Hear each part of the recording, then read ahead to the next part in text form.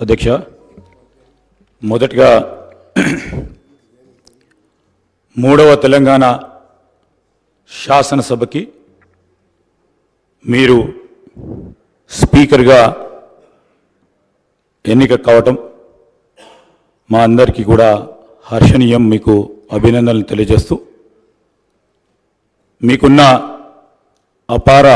రాజకీయ అనుభవం, ఈ రాజకీయ ప్రస్థానం మొదటగా NSUI, youth Congress, senior Congress లీడర్గా ఈరోజు పార్టీ పరంగానే కాకుండా మరి మీరు శాసనసభ్యులుగా మూడోసారి ఎన్నిక కావటం, ప్రజా సమస్యలను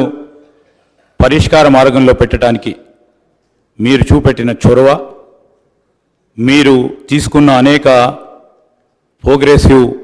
అడుగులు తప్పకుండా మరి ఐడియలిస్టిక్గా రాబోయే తరాలకు కూడా ఒక ఆదర్శనీయంగా ఉంటాయని, ఆ క్రమంలోనే మీరు మొదటగా ఎంపీటీసీగా, మండలాధ్యక్షులుగా, దాని తదుపరి శాసనసభ్యుడిగా, చైర్మన్గా, మరి ఆనాడు పెద్దలు దామోదర్ రాజనరసింహ గారు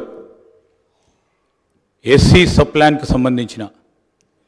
ఒక ప్రధానమైన విధానపరమైన నిర్ణయం, దేశ చరిత్రలో నిలిచిపోయే ఆ నిర్ణయంలో ప్రధాన భాగస్వాములుగా మీరు నిలవటం,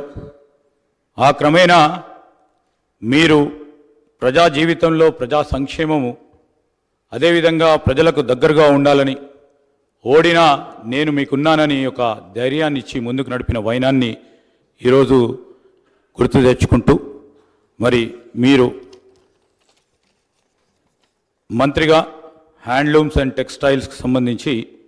ఉమ్మడి ఆంధ్రప్రదేశ్ రాష్ట్రంలోనే ఆనాడు ఎయిర్పోర్ట్స్లో కానీ, రైల్వే స్టేషన్స్లో కానీ, కాలేజీలో కానీ, బస్ స్టాండ్స్లో కానీ మీరు హ్యాండ్లూమ్స్ను ఎంకరేజ్ చేయాలని, ప్రోత్సాహం చేయాలని స్టాల్స్ పెట్టడం, ఆ క్రమంలో హ్యాండ్లూమ్స్ అండ్ టెక్స్టైల్స్కి సంబంధించిన వారన్నీ కూడా ఆదుకోవాలనే మీ ప్రధానమైన ఉద్దేశాన్ని ఈ సందర్భంలో మరి జ్ఞప్తికి తీసుకొస్తూ, రాబోయే కాలంలో కూడా మరి ఇప్పటివరకు కూడా ఒక మంచి సాంప్రదాయాన్ని మూడవ శాసనసభకు సంబంధించి, తెలంగాణ శాసనసభకు సంబంధించి ఒక మంచి సాంప్రదాయాన్ని ఏర్పాటు చేయాలని సభానాయకులు మరి ముఖ్యమంత్రి గారు ప్రతిపాదించిన మీ అభ్యర్థిత్వాన్ని మేము కోరగానే టీఆర్ఎస్ పార్టీ వారు కానీ, అదేవిధంగా ఎంఐఎం పార్టీ వారు కానీ, అదేవిధంగా ఈరోజు బీజేపీ పార్టీ వారు కానీ మేము ఒక మంచి సాంప్రదాయాన్ని నెలకొల్పుదాం. మన రాష్ట్రాన్ని ఒక ఆదర్శనీయమైన రాష్ట్రంగా శాసనసభ వ్యవహారాలకు సంబంధించి ముందుకు తీసుకెళ్లాలని వారి ఆలోచనకు మేము కృతజ్ఞతలు తెలియజేస్తూ, అదేవిధంగా గౌరవ శాసనసభ్యుల హక్కులకు సంబంధించి మీరు కూడా శాసనసభ్యుడిగా వారికి సంబంధించి మరి రాజ్యాంగంలో వారికి కలిగించిన హక్కులను కాపాడే ప్రతి క్రమంలో ఈరోజు మీరు వారికి అండగా నిలబడతారని, ఈ హౌస్ను కూడా సజావుగా నడపడానికి మేము ప్రతిపక్షాలకు సంబంధించిన శాసనసభ్యులందరినీ కూడా కోరుతా ఉన్నాం. మరి గౌరవ స్పీకర్ గారు ఏ నిర్ణయం తీసుకున్నా సభా సాంప్రదాయాలను బట్టి, రూల్స్ అండ్ ప్రొసీజర్ ప్రకారం వారు తీసుకునే నిర్ణయానికి పూర్తి స్థాయిలో వారికి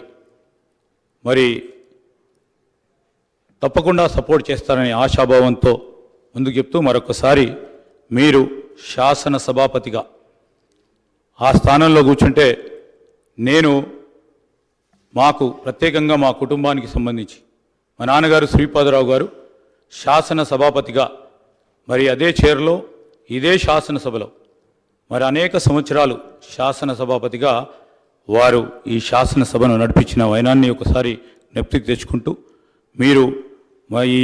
5 సంవత్సరాల కాలం పాటు ఈ శాసనసభని దిగ్విజయంగా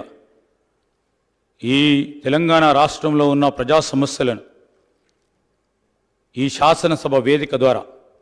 తీరికంగా చర్చించే ఆలోచన చేస్తూ ఉన్న మా ప్రభుత్వానికి సంబంధించి మీరు తప్పకుండా